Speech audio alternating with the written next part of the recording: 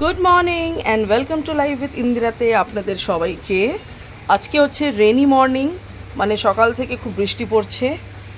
আর আমার যত গাছ আছে এতে অটোমেটিকলি জল পড়ছে। এটা হচ্ছে সেই কারি পাত্তা গাছ, যেটা আমার মানে সুন্দর বাগিচাতে হয়ে রয়েছে। আর আছে পুরো বৃষ্টির আমেজ, সকাল থেকে হচ্ছে বৃষ্টি। কালু এখানে বৃষ্টির মজা নিচ্ছে। ও ভীষণ ভালোবাসে যখন বৃষ্টি পড়ে টাপুর টুপুর। ও তখন বারান্দায় এসে খুব এনজয় করে এই ঠান্ডা ঠান্ডা কুলিং ওয়েদারটাকে। কালু কালু তুমি কি ম্যাও দেখেছো? এখানে কি ম্যাও ছিল নাকি? ননো কালু, বিস্কিট দেবো? ম্যাওকে বিস্কিট দেবো? ঘর হয়ে গেছে আমার টোটালি ক্লিন, যেরকম এভরি মর্নিংয়ের আমার রুটিন থাকে। আর কালু করবে এবার ব্রেকফাস্ট। কালুর হচ্ছে এটা ব্রেকফাস্ট। এটা হচ্ছে চিকেন আর কুমড়ো স্যুপ। ওকে ওর পোর্শনটা দিয়ে দিয়েছি, আর এখানে ওর রুলসটা একটু আমি মিক্স করে দেবো, ও খাবে। কালু রেডি, কালু রেডি খাবার জন্যে। নাও, আমাদের রান্না সকালেই হয়ে গেছে। এখানে হয়েছে ভাত, আর এটা তো হয়েছে পমপ্লেট সর্ষে বাটা, এটাতে হয়েছে চিকেন কষা, আর এটাতে রয়েছে বাঁধাকপি ধনেপাতা টমেটো দিয়ে একটা আইটেম। আর করব এখন আমি ব্রেকফাস্ট। কফি খাওয়াটা বাকি ছিল, সেটাও পুরো করে নিচ্ছি। আমি ফ্রেশন আপ হয়ে গেছি, কফিটা খাবো আর রেডি হয়ে যাব আমি গড়িয়াহাটে আছি। দুজনের সঙ্গে দেখা করার কথা। কালকে রাত অবধি কোনো কিছু প্ল্যান ছিল না, আজকে সকালেই সব সাডেন হয়েছে। বাড়িতে রান্নাবান্না সমস্ত কিছু কমপ্লিট আমি দেখালাম। তারপরেও এখন যাব বাইরে খেতে। তো এনিওয়েজ, কারা কারা সঙ্গে থাকছে, তাহলে সঙ্গে থাকতে হবে সেটা দেখার জন্য। অনেকদিন হলো পিয়ুষ বাড়িতে নেই, ও চলে গেছে আন্দামান, আপনারা সবাই জানেন। তো প্রথম খুব আমার লোনলিনেস ফিল হতো। তারপরে আস্তে আস্তে নিজেকে আমি আবার মানিয়ে নিলাম, বিকজ এটা ফার্স্ট টাইম নয়। ও যখন ফ্রান্সেও গেছিলো তখন টানা 6 মাস আমি খুব চ্যালেঞ্জিং মোমেন্টের সঙ্গে কাটিয়েছি। তো এখন আস্তে আস্তে আমার ইউজড টু হয়ে গেছে। তো এনিওয়েজ, নিজের মনটাকে মানিয়ে নিতে হয়, বিকজ ওর টার্গেটই হচ্ছে অল ওভার ওয়ার্ল্ড ও ট্যুর করবে, জব করবে, এক্সপিরিয়েন্স গ্যাদার করবে। তো আমি তো বেরিয়ে যাচ্ছি আমি এখন। আর এই কালু এখানে শুয়ে রয়েছে। তো বাইরে বৃষ্টি সকাল থেকেই পড়ছে। আই হোপ যতক্ষণ আমি বাইরে থাকবো ততক্ষণ যাতে বৃষ্টি না পড়ে। ফার্স্ট পার্টনার পেয়ে গেছি আমার সঙ্গে, একে তো সবাই জানেন, রুবিনা অ্যাঞ্জেল রহমান। ঠিক আছে।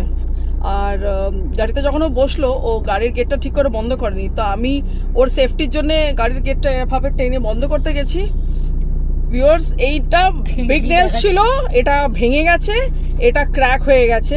তো উল্টো পাল্টা ছোট বড় আমার নেলস হয়ে গেছে। তো আমার মানে ফ্যাশনের আমার ওয়াট লেগে গেছে।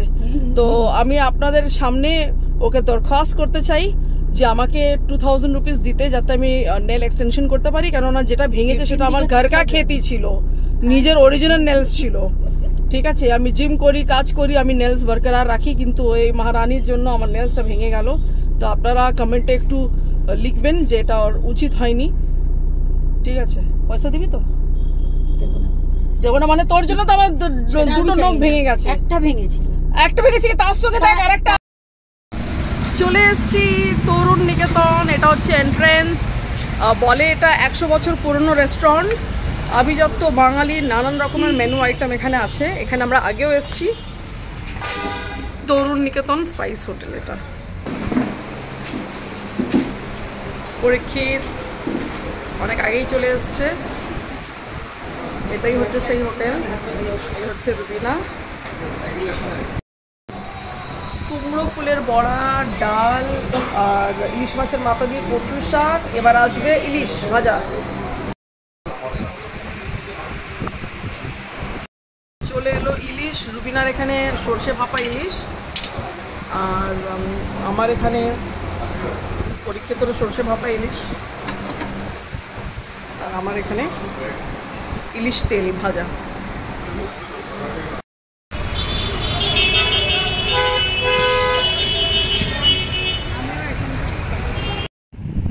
দুপুরবেলা বাড়িতে এসে একটু রেস্ট করলাম, এখন খাচ্ছি একটু কফি, কেন আমরা এখন আবার বেরোবো, আমরা যাব নিউ মার্কেট। রুবিনা তো ঘুমিয়ে পড়েছিল, তো যাই হোক আমি একটা শর্ট পাওয়ার ন্যাপ নিয়ে তাকে তুললাম, কেন আমরা দুজনেই যাব। আর ওখানে কিছু ফুড ফেস্টিভ্যাল চলছে, আমরা ওখানকার খাবারগুলো টেস্ট করবো। না চলে যাচ্ছি ওই ফুড ফেস্টিভ্যাল মানে নিউ মার্কেট। এন্ট্রি করে দেখলাম প্রচণ্ড কাদা প্যাচ প্যাচ, বৃষ্টি কন্টিনিউ পড়ছিল, আর কয়েকটাই হাতে গোনা স্টল ছিল। তো কিছু কিছু স্টল রিপিট ছিল, যেরকম মাছের স্টল 2-3টে, চিকেনের স্টল 2-3টে, মিষ্টি স্টল একটা, আইসক্রিমের স্টল একটা। তো এরকম হাতে গোনাগুনি কিছু ছিল আর কি ভ্যারাইটিস। আর বসার কোনো সেটিং অ্যারেঞ্জমেন্ট বিশেষ ছিল না, বৃষ্টির জন্য কাদা প্যাচ প্যাচে, আর একেবারেই পরিষ্কার কিছুই ছিল না।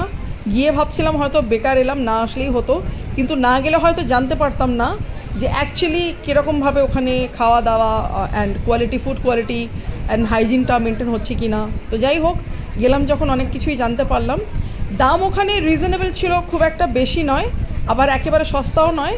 তবে ফুড কোয়ালিটি যেগুলো খেলাম একেবারেই মানে অখাদ্য লাগলো। এখান থেকে মোমো কিনে খেয়েছিলাম, মোমো তো চিকেন নেই, শুধু একটা ময়দার কোটিং আর পেঁয়াজ ভর্তি।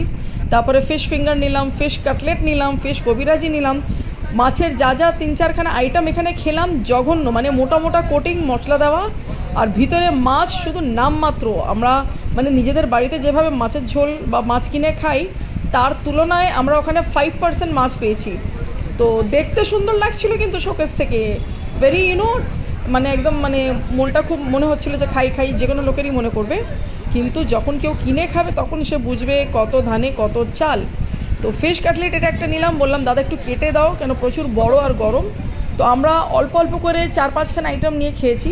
ভেঙে দেখেছি, দেখুন পুরো মোটা মোটা কোটিং ভর্তি, দের ইজ নো ফিশ, কোনো মাছ নেই ভিতরে, একেবারেই পয়সা ওয়েস্ট গেল। তারপর আমরা উল্টো দিক থেকে চিকেন নিলাম, রুবিনা আমাকে নিজের হাতে করে চিকেন খাইয়ে দিল, এটা ছিল সেরা, মানে বেস্ট।